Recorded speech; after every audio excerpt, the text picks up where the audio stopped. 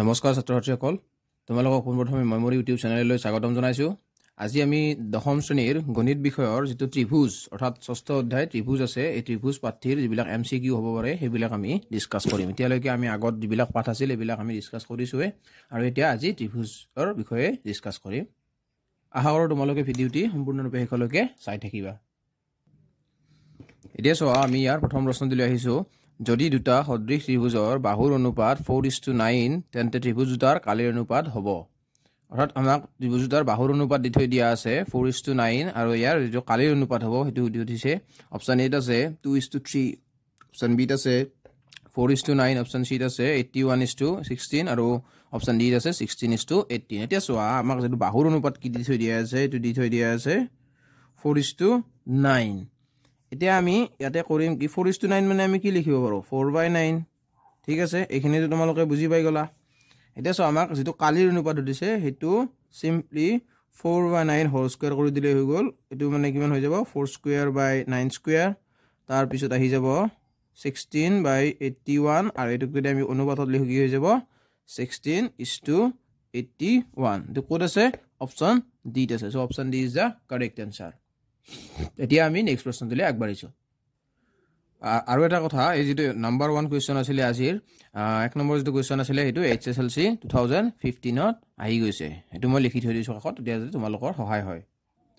এতিয়া চোৱা আমি 2 নম্বৰ প্ৰশ্নটোলৈ আহিছো।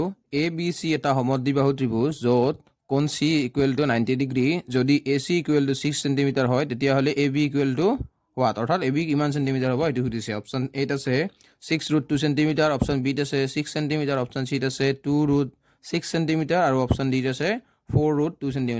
এইটো কোৱেশ্চন চোৱা HSLC 2016 আৰু 2022 ত আহি গৈছে। মই ইয়াতে টিক মাৰ্ক কৰি লিখি থৈ দিছো। ঠিক আছে, এতিয়া আমি ABC সমদ্বিবাহু ত্ৰিভুজ বুলি কৈছে। সমদ্বিবাহু ত্ৰিভুজ মানে তোমালোকে কি বুজি পোৱা যে দুটা বাহু সমান আকৌ তাতে এটা কোণ 90 ডিগ্ৰী আছে। সো আমি ত্ৰিভুজটো এনেকুৱাকে আঁকিম।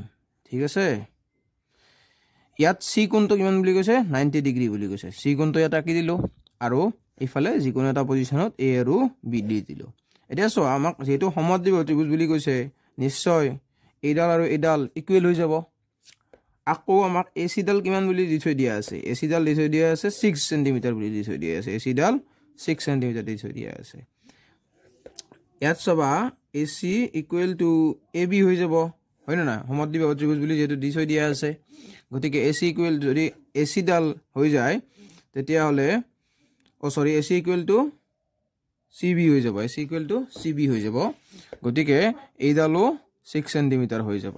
এতিয়া আমাক লাগে AB। আমি কি পাও আমি যদি এটা মানে পাইথাগোৰাছৰ থিওৰামটো কি পাও AB² = AC² যোগ BC² এটো পাই যাম। এতিয়া আমাক যদি AB টো লাগি যায় তেতিয়া হলে √AC² + BC² লিখিব লাগিব। আৰু চোৱা এতিয়া আমি AC² ৰ মান বহাম। AC টো কিমান আছিল AC ইয়াতে কিমান আছে 6 cm আছে এটো দিয়া আছে। সো ইয়াতে 6 বহাই দিলো 6² আৰু BC কিমান আছে এটো 6 এ আছে। সো এটো হৈ যাব 36 + 36। তাৰ পিছত আমি লিখিব পাৰিম কিমান এটো ভিতৰত 2 * 36। ঠিক আছে, এইখিনিলৈকে বুজি পাই আছা। এতিয়া সবা আমি কি কৰিম এই 36 ৰ পৰা এটা 6 ওলাই আহিব ভিতৰত থাকি যাব √2 আৰু এটো কি হতাই যাব সেন্টিমিটাৰ 6√2 সেন্টিমিটাৰ। অপচন কোড আছে অপচন 8 আছে। So option A is the correct answer 6√2 centimetre. এতিয়া আমি চোৱা ইয়াৰ পৰৱৰ্তী কোৱেশ্চন অৰ্থাৎ 3 নম্বৰ কোৱেশ্চনটো আহিছো। ইয়াত দিছে ABC ত্ৰিভুজৰ AB = 6√3 cm, AC = 12 cm আৰু BC = 6 cm হয় তেতিয়া হলে কোণ B টো কিমান হ'ব। অপচন এ আছে 120 ডিগ্ৰী, অপচন সি আছে বি আছে অপচন এ 120 ডিগ্ৰী, অপচন বি আছে 90 ডিগ্ৰী, অপচন সি আছে 60 ডিগ্ৰী আৰু অপচন ডি আছে 45 ডিগ্ৰী। এতিয়া চোৱা আমাক কি কি দি থৈ দিয়া আছে হেকিটা আমি ফার্স্ট অফ অল লিখি লম। AB দি থৈ দিয়া আছে 6√3 সেন্টিমিটার, AC দি থৈ দিয়া আছে 12 সেন্টিমিটার আৰু BC দি থৈ দিয়া আছে কিমান 6 সেন্টিমিটাৰ। এতিয়া আমি এগিটাৰ পৰা এটা ৰিলেশন উলিয়াব লাগিব। যদি এই ৰিলেশনটো আমাক ফুলফিল কৰে তেতিয়া হলে আমি এটো বস্তু গম পাই যাম কোণ B টো কিমান ডিগ্ৰী হৈ যাব। এতিয়া চাবা আমি এটা ড্ৰয়িং কৰি লম। এতিয়া চোৱা আমি ড্ৰয়িংটো এনেকৈ কৰিছো ABC এটা ত্ৰিভুজ আঁকি লৈছো কোণ B টো এইফালে দিছো আৰু আমাৰ যেটো কোণ লাগে B কোণটো লাগে ইটো দিছো এ বি টো কিমান দি থৈ দিয়া আছে 6 ৰুট 3 আৰু বি সি দিয়া আছে 6 আৰু এ সি টো দিয়া আছে 12 এতিয়া আমি ইয়াত পাইথাগোৰাছৰ থিওৰামটো মানে বেলেগ বেলেগ এপ্লাই কৰি বেলেগ বেলেগ ভাবে এপ্লাই কৰি কিনে চাম আমি ধৰিলো প্ৰথমতে আমি চাম যে ab স্কয়াৰ + bc স্কয়াৰ কৰি নো চাও কি নো পাও এটা চোৱা ab square + bc square ab টো কিমান আছে 6 root 3 whole square plus bc square টো কিমান আছে 6 স্কয়াৰ এতিয়া চোৱা 6 এটো 6 * 6 হৈ যাব আৰু √3 টো 3 হৈ যাব প্লাস এটো 6 * 6 হৈ যাব এতিয়া এটো যদি আমি সিম্পলিফাই কৰো কিমান হৈ যাব সবা এটো হৈ যাব 108 প্লাস হৈ যাব এটো কিমান 36 তাৰ পিছত হৈ যাব 144 আকৌ 144 আমি কেনেকৈ লিখিব পাৰো এটো 12 স্কয়াৰ লিখি দিব পাৰো আৰু আমাৰ যেটো ac মান দিয়া আছে তাৰ মানটো কিমান দিয়া আছে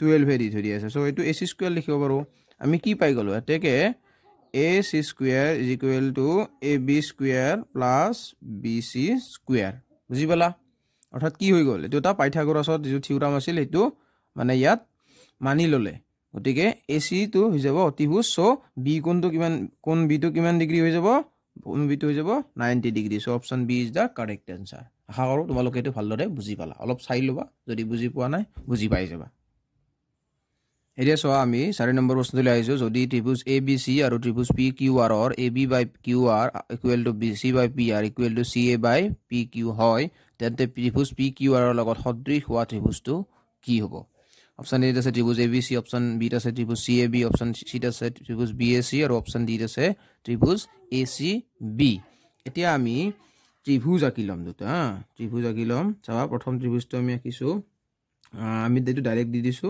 ABC নাম দি লৈছো কিন্তু আমি যেটো দ্বিতীয় ত্রিভুজ আছে এই ত্রিভুজ আকোতে আমি অলপমান কেয়ারফুল হ'ব লাগিব চা ইয়াতে কি দিছো ABC দিছো AB লগত কোনটো মিলিছে QR সো এটো দিলো Q আর আকৌ BC লগ কোনটো মিলিছে PR গতিকে এটো R আছে গতিকে এটো হৈ যাব P গতিকে এটো PQR ত্রিভুজ পাই গলো এতিয়া সো আমাক যেটো PQR ত্রিভুজটো কি দিছে ত্রিভুজ দিছে PQR এটা আমি ক্ৰমটো চাম PQR সো PQR এটো P ৰ পৰা ইফালে Q গৈছে তাৰ পিছত আকৌ ইফালে আহিছে R সো ইয়াৰ পৰা P জাগাত কি হ'ব